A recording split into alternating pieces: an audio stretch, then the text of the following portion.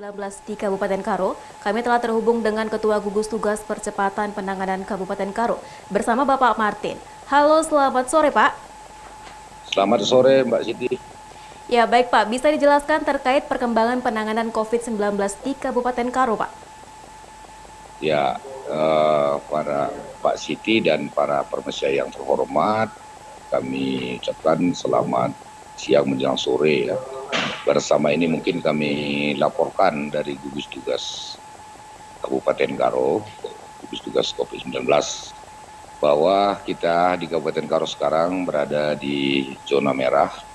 Sekarang pasien yang sudah terkonfirmasi positif ada sebanyak 20 pasien dan puji syukur sampai hari ini sudah sembuh 5 orang. Kemudian yang 15 orang juga kebetulan semua OTG kecuali ada satu yang PDP ya, yang dirawat secara ada keluhan gitu. Tapi yang 14 orang lagi itu tanpa gejala walaupun ya positif. Itu mungkin kondisi di Kabupaten Karo. Selain daripada ada mungkin sekitar 10 ribuan sudah kita pantau dari terutama yang ada melakukan pelaku perjalanan. Kemudian mungkin ada sekitar 35 orang yang OPD kita. Tetapi sampai hari ini terkonfirmasi positif melalui hasil swab itu hanya 20 orang dan dari 20 orang itu 5 orang diantaranya sudah sembuh. Mungkin ini sementara kaitan data keberadaan COVID di Kabupaten Karo, Pak Siti. Baik Pak, lalu untuk pasien positif tersebut bagaimana penanganan dilakukan oleh gugus tugas sendiri Pak? Ya, jadi terhadap pasien COVID, kalau yang PDP, yang pasien yang sakit itu sudah pasti kita rawat di rumah sakit umum sebagai rumah sakit umum Kabanjahe sebagai salah satu rumah sakit rujukan. Kemudian yang positif ini sebagian ada yang kita tempatkan di ruang isolasi yang kita letakkan di Kabupaten Karo di mantan atau bekas asrama Akbid ya, situ kita rawat. Dan ada juga beberapa orang yang di rumah sakit sendiri, kita isolasi di rumah sakit sendiri gitu. Lalu untuk tingkat pengawasan sendiri, apa yang telah dilakukan oleh gugus tugas Pak selama masa pandemi saat ini Pak? Ya, jadi kalau tetap kita lakukan langkah-langkah kita tentu tetap melaksanakan pencegahan ya. Bagaimana pencegahan termasuk tetap melakukan pemantauan perjalanan dari luar.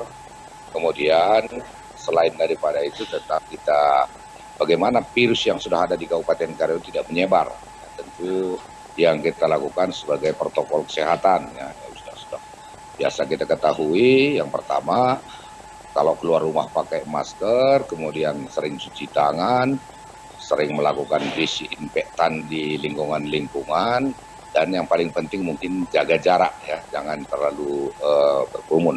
Dan ini lagi yang kita sosialisasikan, kita informasikan, bahkan kita lakukan checkpoint ya, seperti di perbatasan Karo.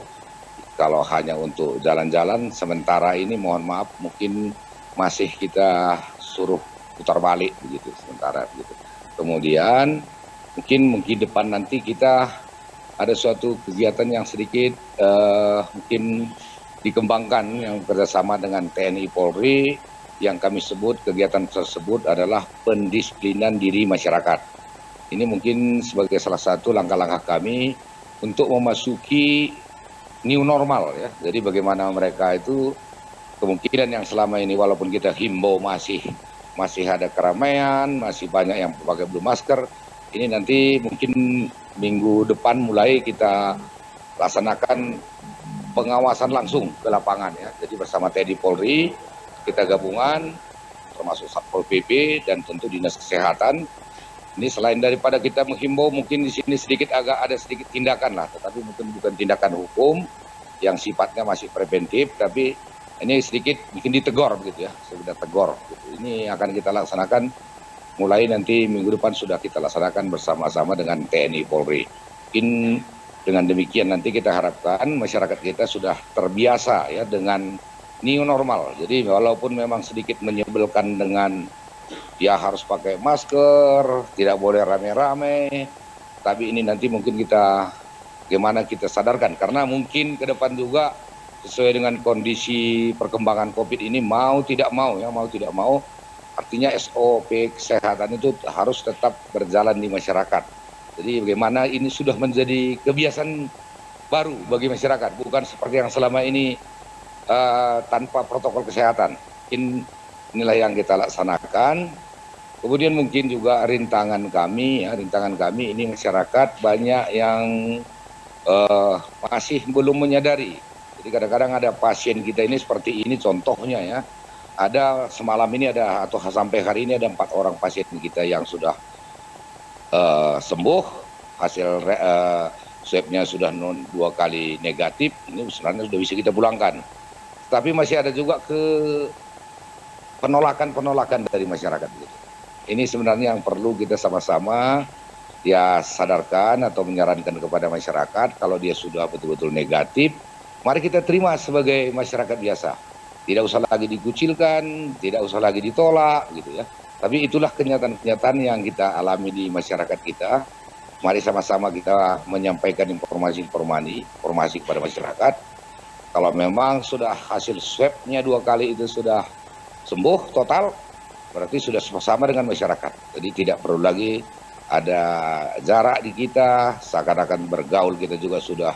Tapi sebagusnya tetap protokol kesehatan dijaga.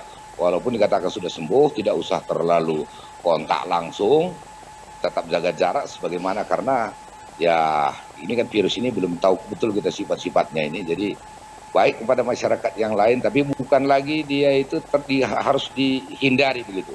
Bahwa dia itu sudah seperti bagi masyarakat biasa. Artinya tidak perlu ditolak, tidak perlu dikucilkan, tidak perlu dibully apalagi ya. Jadi ini harapan-harapan kita. Mungkin mari sama-sama kita semua, termasuk teman-teman atau para pemirsa juga yang bisa mendukung kami, sehingga ini bisa kita memasyarakatkan, termasuk yang kami sampaikan tadi. Memang akibat bencana COVID-19 ini kehidupan kita tidak normal seperti dulu-dulu, tetapi sekarang normal kita itu dengan mengikuti protokol kesehatan. Sedikit menyebalkan, iya. Sedikit merepotkan, iya. Tetapi demi kesehatan kita semua, demi penularan COVID secara kepada masyarakat lain, karena kita tidak tahu ya, apalagi di Kabupaten Karo ternyata banyak sekali yang positif ini OTG, orang tanpa gejala. Jadi kita tidak tahu yang kita berhubungan dengan kita sesama masyarakat ini apakah di mereka sudah ada virus atau belum, siapapun tidak tahu ini. Untuk itu demi kenyamanan kita, kenyamanan keluarga kita, tetap ikuti protokol kesehatan, ya, jaga jarak, pakai masker, sering cuci tangan, mana tahu ada sudah terkontaminasi di tangan kita sehingga tidak masuk ke dalam tubuh kita. Mungkin ini sementara Mbak Rini. Baik Pak, kemudian di masa pandemi ini bantuan dari pemerintah terus diberikan. Namun ada keluhan dari para sopir yang tidak menerima bantuan tersebut, Pak. Bagaimana dari pihak gugus tugas sendiri untuk menanggapi hal tersebut, Pak? Ya, jadi berkaitan dengan bantuan ya, memang benar program gugus tugas ini yang induknya itu ada 3. Itu satu adalah tentang kesehatan sendiri, baik dalam pencegahan maupun dalam pelayanan. Kemudian yang kedua adalah penyehatan UMKM atau ekonomi, dan yang ketiga adalah JPS, jaringan pengamanan sosial. Jadi khusus di Kabupaten Karo ya, kita mungkin masih bergerak selain daripada kesehatan, masih bergerak di JPS. JPS ini jaringan pengamanan sosial ini kita masih memfokuskan kepada kepala keluarga yang betul-betul kalau dikatakan terdampak, semua masyarakat terdampak. Ya. Dunia usaha apapun dia pasti terdampak. Tetapi masyarakat yang betul-betul sudah mengalami kesulitan. Nah untuk ini kita di Kabupaten Karo kita ambil kebijakan bahwa yang pertama dulu ada bantuan dari Kementerian Sosial, ya, ada PKH, ada BNT, ada bantuan sembako. Itu totalnya ada 42.699. Ya. 42.900 kepala keluarga. Jadi kita tidak persoalkan di sana apakah dia sebagai buruh tani, apakah dia sebagai pedagang, apakah dia sebagai petani, atau sebagai supir. Tetapi tentu data-data ini semua dari paling bawah tentu ini melalui kepala desa, apalagi khusus dari bantuan sosial ini sudah mungkin data lama yang sudah sampai di kementerian. Nah, karena kami ketahui banyak sekali data kita ini kurang valid, yang dari Kementerian Sosial. Maksud kami di sini ada yang sewajarnya dapat tidak dapat, bahkan ada yang mungkin tidak wajar dapat. Nah, untuk itu kami Kabupaten Karo membuat kebijakan. Apabila dia tidak dapat dari Kementerian Sosial, kami bantu melalui dana bantuan pemerintah Provinsi Sumatera Utara. Itu juga ada sebanyak 42.699 paket. Ya. Nah, ini sasarannya ini kepada yang belum menerima dari Kementerian Sosial. Nah, kemudian untuk dari kabupaten sendiri yang menggunakan dana APBD Kabupaten Karo, sampai hari ini kita sudah menyalurkan sebanyak lebih kurang 13.000 paket. Ini juga tidak bertumpang tindih dengan yang dari pusat, tidak bertumpang tindih dengan dari provinsi maupun dari kabupaten.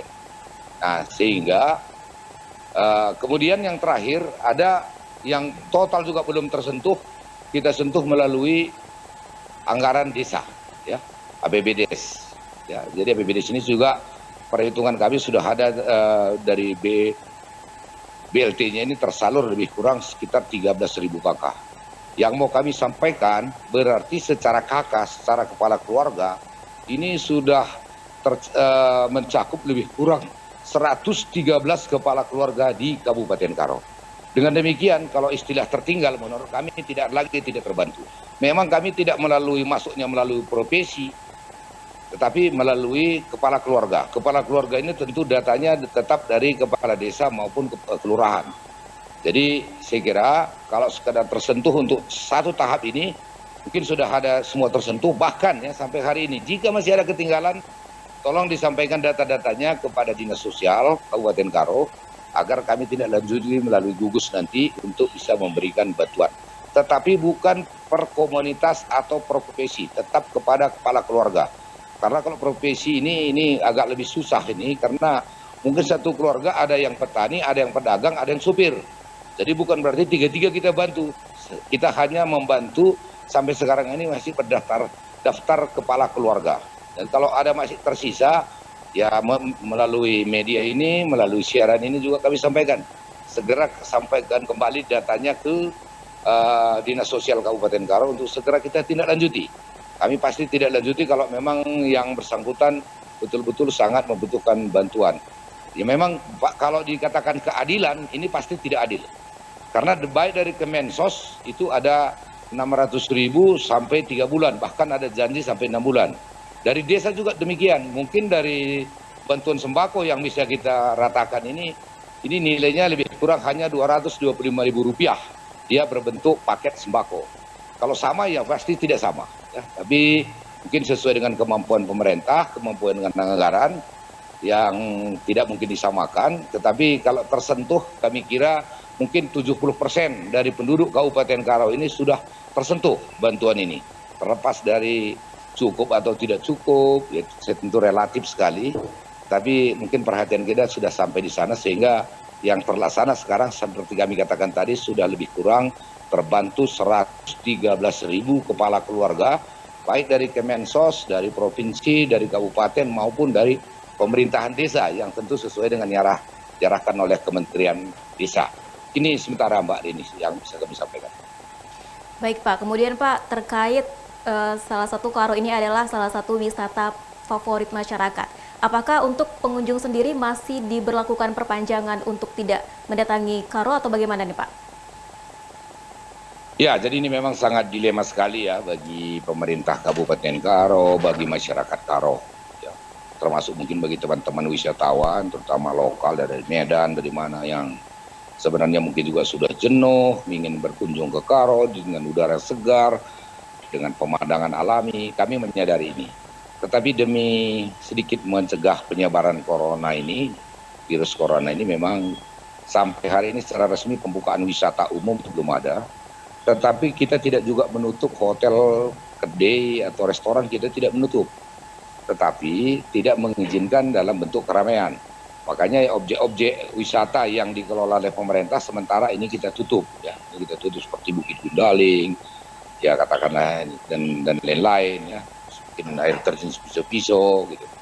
Tetapi mungkin ya semoga ini kita ini sekarang dalam proses new normal dan harapan kita sesuai dengan komunikasi kami dengan gugus tugas provinsi, mungkin besok tanggal 1 sudah keluar peraturan gubernur untuk mendukung ini, dan nantinya kita terjemahkan lagi melalui peraturan bupati di Kabupaten Karo, sehingga mungkin kegiatan nanti bisa terlaksana, tetapi dengan pedoman protokol kesehatan yang sangat keras, yang sangat ketat. Jadi mungkin artinya dalam jumlah banyak tidak boleh, tetapi para wisata itu boleh dikunjungi, tetapi dengan standar seperti ini gitu ya. Jadi tetap SOP kesehatan atau katakanlah protokol kesehatan tetap kita jaga. Pasti seperti kami katakan tadi, ini kurang nyaman, ini kurang menyenangkan, tetapi kondisi kita mungkin inilah terbaik.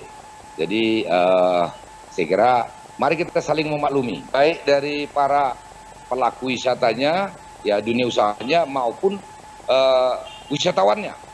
Wisatawan. Kalau ini tidak kita kerjasama, mungkin ini akan menimbulkan nanti mungkin wabah yang lebih besar lagi. Jadi kalau kita tutup juga bagaimana dengan kehidupan kita ya, bagaimana dengan ekonomi, bagaimana dengan wisata dan lain-lain semua. Jadi mungkin memadukan ini adalah suatu hal yang berat, yang mungkin sedikit bertentangan antara nyaman dan tidak nyaman, antara repot dan tidak repot, ya. Masa kalau ada yang datang mau memberikan sesuatu, ya ditolak dulu, tunggu giliran. Nah, itu.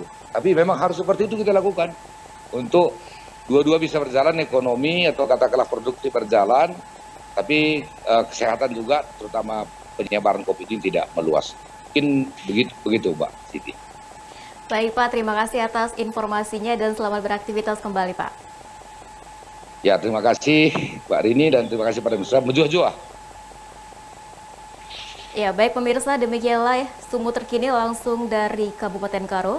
Saya Siti Isnini Nur pamit undur diri. Terima kasih dan sampai jumpa.